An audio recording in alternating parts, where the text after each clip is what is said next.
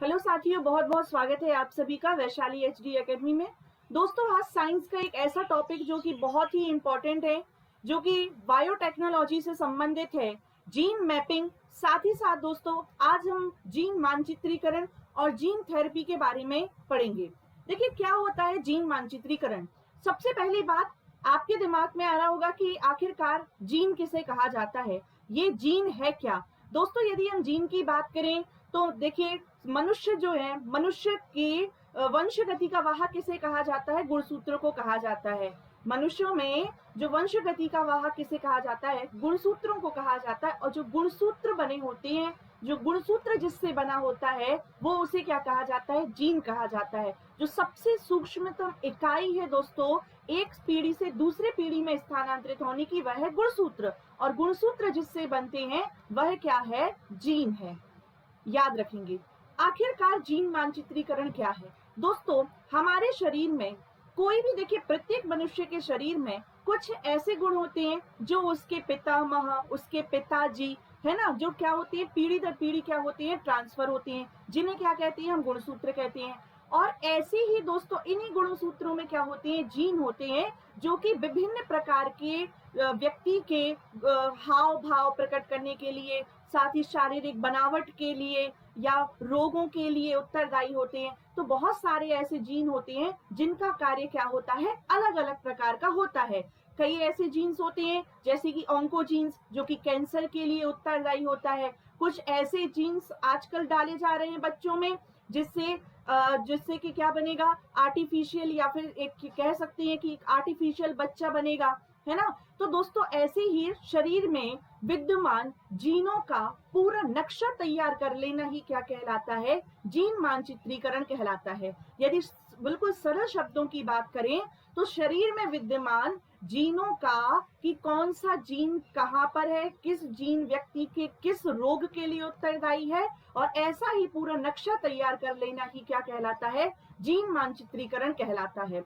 अब जीन मानचित्रीकरण करके हमें आखिरकार दोस्तों क्या लाभ होगा। तो पहला तो ये दो बातों का ध्यान होना आवश्यक होता है कि एक व्यक्ति में या एक जीव में कुल कितने जीन हैं और वह किस क्रम में व्यवस्थित हैं। देखिए, यदि हम बात करें तो जीन जो है, प्रत्येक व्यक्ति की बॉडी में जिस प्रकार से गुणसूत्र अलग अलग होते हैं, ठीक उसी प्रकार से जो जीन होते हैं वो क्या रहते हैं, अलग अलग होंगे, क्योंकि गुणसूत्र किससे मिलके बना है, जीन से मिलके बना है।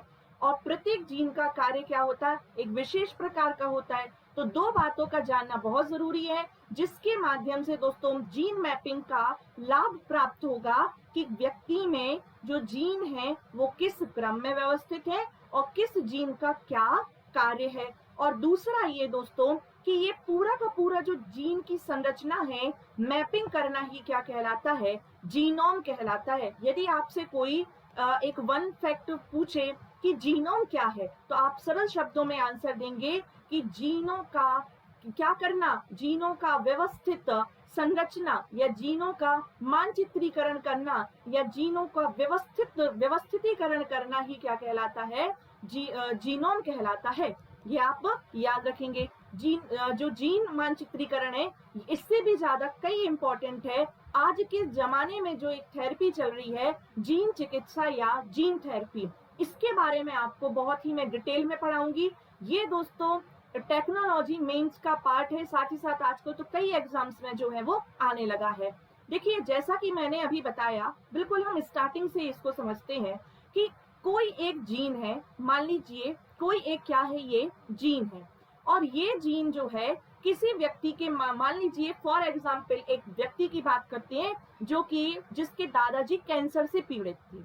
समझिएगा, पहले मैं आपको एग्जाम्पल से समझा देती हूँ, उसके बाद हम इसकी लैंग्वेज को पढ़ेंगे तो अब आपको अच्छे से याद हो जाएगा। मान लीजिए कि कोई एक व्यक्ति जिसके दादाजी कैंसर से पीड़ित थे। अब कैंसर जो कि यदि हम बात करें तो आजकल तो वैसे बहुत सारी थेरेपीज हैं, लेकिन अभी भी लोगों को यही है कि ये एक आनुवंशिक रोग है। तो पिताजी में भी हो सकता है, पिताजी दादाजी में था तो पिताजी, और पिताजी से बच्चा और आगे आने वाली पीढ़ी। ये जो क्या है, ये पुरातन परंपरा या एक आनुवंशिक रोग। यदि हम एक बात करें, जैसे कि बहुत सारी ऐसी बीमारियां, जैसे कि डायबिटीज को भी कहा जाता है कि एक आनुवंशिक रोग है, या किसी भी एक आनुवंशिक रोग की हम बात करें, तो उसके लिए कोई ना कोई जीन जो है व्यक्ति में उस रोग के लिए उत्तरदायी होगी। जैसे कैंसर के लिए जो ऑन्कोजीन है वो क्या होती है, उत्तरदायी होती है। ठीक उसी प्रकार से दोस्तों अब यदि क्या कर लिया जाएगा, इस जीन का पता लगा लिया जाए कि ये व्यक्ति में ऑन्कोजीन कहाँ पर है, और ऑन्कोजीन में ही क्या कर लिया जाए, या तो उस जीन को बाहर निकाल लिया जाए क्योंकि ये आगे जाकर कैंसर का कारण बनेगी, तो उस व्यक्ति के शरीर में पहले से ही ऑन्कोजीन को बाहर निकाल लिया जाए, या उस रोगी जीन को किसी स्वस्थ जीन से परिवर्तित कर लिया जाए। अरे भैया बिल्कुल नॉर्मल सी एक लैंग्वेज है ये, कि जिस प्रकार से आपने देखा होगा कि हार्ट ट्रांसप्लांट जो होता है, जिस प्रकार से यदि हम बात करें कि आजकल तो लीवर का भी जो है वो ट्रांसप्लांट होता है, तो ठीक उसी प्रकार से दोस्तों यदि हम किसी भी व्यक्ति को, यदि कोई भी किसी भी प्रकार का रोग है, तो उस व्यक्ति के जो जीन को ही क्या कर लेना, उस रोगी जीन को स्वस्थ जीन से ही स्थानांतरित कर देना क्या कहलाता है, तो ये जीन थेरेपी कहलाती है। ये जीन थेरेपी आनुवांशिक रोगों से संबंधित एक चिकित्सा है, जहां पर दोस्तों बाहरी वातावरण से ऐसे रोग जो मनुष्य को पीढ़ी दर पीढ़ी हो रहे हैं और बाहरी वातावरण से भी क्या होते हैं, प्रभावित होते हैं, ऐसे आनुवांशिक रोग जिनका अभी तक इलाज संभव नहीं है, ऐसे आनुवांशिक रोगों का इलाज जीन थेरेपी के माध्यम से किया जाता है, ताकि ऐसे रोगों का नकारात्मक प्रभाव को कम किया जा सके और ऐसे रोगों को जो है वो नष्ट किया जा सके या कम किया जा सके। अब इसके अंतर्गत कौन कौन सी तकनीकें आती हैं, तो इसकी जीन थेरेपी के अंतर्गत 3 प्रकार की टेक्नोलॉजी काम करती हैं। कैसे ये 3 प्रकार की तकनीकें काम करती हैं, तो देखिए सबसे पहली बात तो जैसे कि मैंने आपको बताया कि एक कोई रोगी जीन है, एक कोई रोगी जीन है और एक कोई स्वस्थ जीन है, तो इस रोगी जीन को निकाल दिया जाए और इस स्वस्थ जीन को व्यक्ति में उसी स्थान पर जो है वो स्थानांतरण कर दिया जाए। या तो दूसरी बात यहाँ पर आती है जीन टारगेटिंग के माध्यम से रोगी जीन को ठीक करना। जीन टारगेटिंग मतलब कि जो यदि जीन कोई व्यक्ति के शरीर में किसी भी रोग के लिए उत्तरदायी है, मान लीजिए कि कोई डायबिटीज के लिए जीन कोई उत्तरदायी है, तो उस जीन को ही टारगेट किया और उसी ही दोस्तों उस जीन को ही टारगेट किया और जीन थेरेपी के माध्यम से उस रोगी जीन को ठीक किया गया। अब तीसरी बात यहाँ पर आती है जो कि मोस्ट इंपॉर्टेंट आती है, ये आपको जरूर याद रखना है, जीन संवर्धन टेक्निक। ये जीन संवर्धन तकनीकी क्या है, इसमें होता क्या है, मान लीजिए कोई एक व्यक्ति के जीन है, यदि मान लीजिए कोई एक व्यक्ति के शरीर में कोई एक ऐसी जीन है और इसकी ही क्या बना ली हमने, फोटोकॉपी। जैसे फोटोकॉपी मशीन होती है ना कि एक A4 साइज का है ना, कितने भी प्रिंट आउट निकलवा सकते हैं, तो ठीक उसी प्रकार से यदि कोई एक जीन है तो इसकी क्या कर ली गई, फोटोकॉपियां या प्रतिलिपियां बनाई गई, और जैसे ही ये वाली जो जीन है, ओरिजिनल जीन है, इसमें किसी भी प्रकार की व्याधि रोग उत्पन्न होता है, तो इसे इसकी ही प्रतिलिपि के माध्यम से क्या कर लिया जाएगा दोस्तों, प्रतिलिपि के माध्यम से स्थानांतरित कर दिया जाएगा और जो दोष है उसको समाप्त किया जाएगा। ये नई टेक्नोलॉजी है, कुछ लोगों को तो आश्चर्य भी हो रहा होगा कि ये मैम क्या पढ़ा रही हैं और ये ऐसा होता भी है क्या, तो ये बिल्कुल होता है और इन तीनों को सम्मिलित रूप से ही जीन थेरेपी कहा जाता है। अब आखिरकार ये जीन थेरेपी कब की जा सकती है, क्या किसी वृद्ध व्यक्ति में की जा सकती है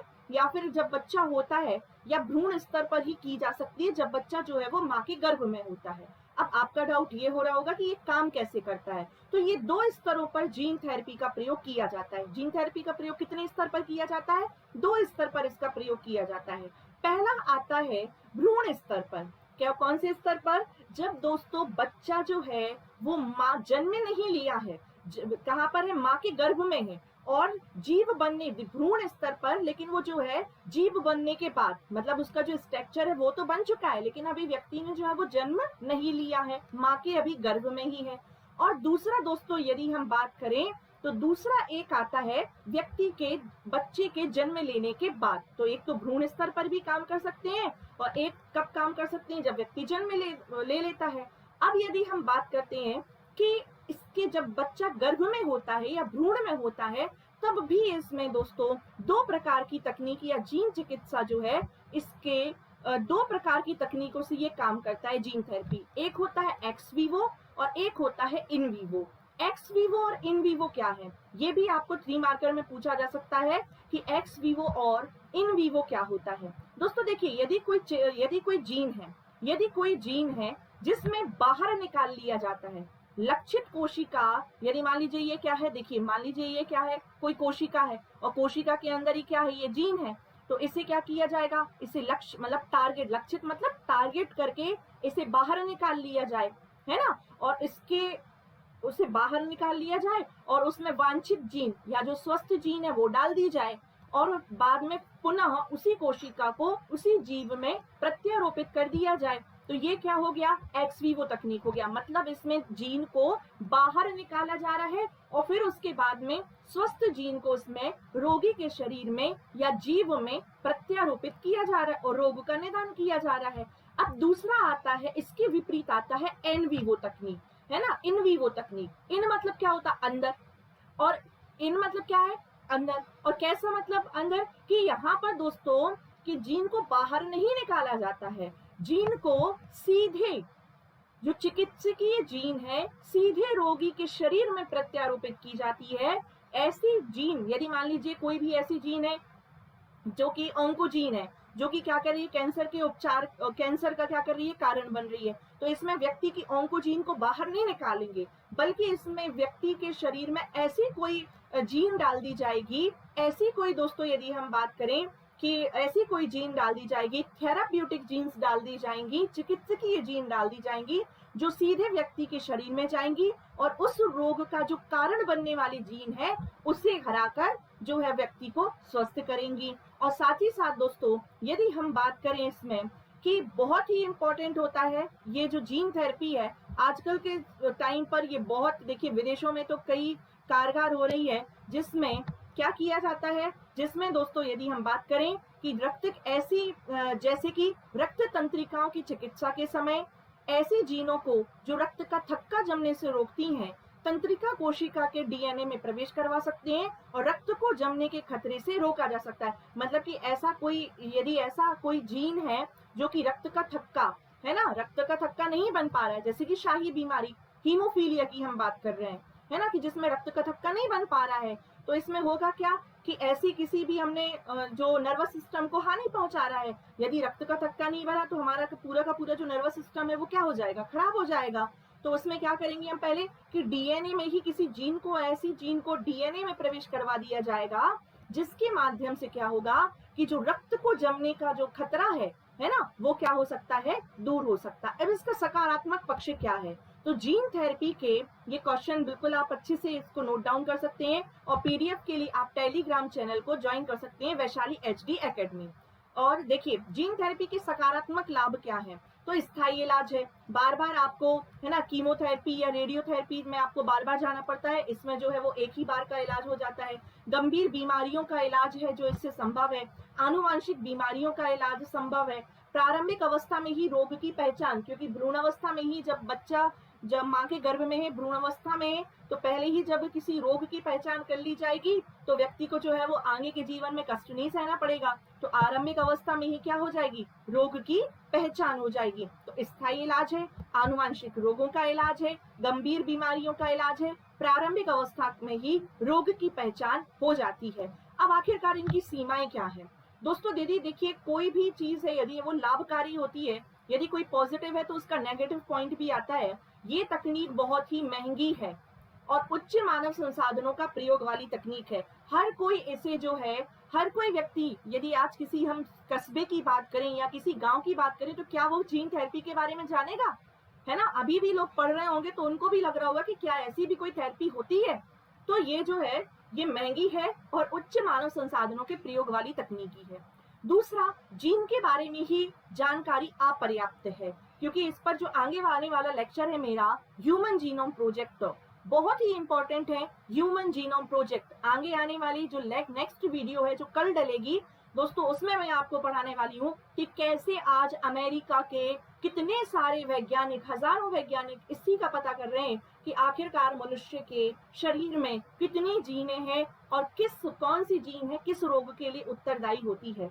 शरीर द्वारा परिवर्तनों को अस्वीकार करने की संभावना, यदि मान लीजिए कोई एक व्यक्ति के शरीर में यदि कोई जीन डाल भी दी जाती है, जो स्वस्थ जीन जो है, वांछित जीन जो है वो डाल दी जाती है, लेकिन जरूरी नहीं है ना कि वो शरीर भी, जो हमारी बॉडी है वो उसको एक्सेप्ट कर पाए। तो ऐसा भी जो है वो हो सकता है। ये क्या है, इसकी कुछ सीमाएं हैं। साथ ही साथ दोस्तों, यदि जीन थेरेपी के द्वारा किया गया परिवर्तन अनियंत्रित होने पर काफी घातक हो सकता है। यदि जैसे कि हम पढ़ते थे ना, परमाणु बम अनियंत्रित श्रृंखला होती है ना, तो वैसे ही दोस्तों यदि ये हो गया जीन थेरेपी में, जो हमने जीन को परिवर्तित किया है वो अनियंत्रित हो गई, तो इसका भी खतरा जो है वो काफी बढ़ सकता है। तो यहाँ तक दोस्तों हमने पढ़ा किसके बारे में, जीन थेरेपी के बारे में। आगे आने वाले लेक्चर में दोस्तों हम ह्यूमन जीनोम प्रोजेक्ट के बारे में पढ़ेंगे।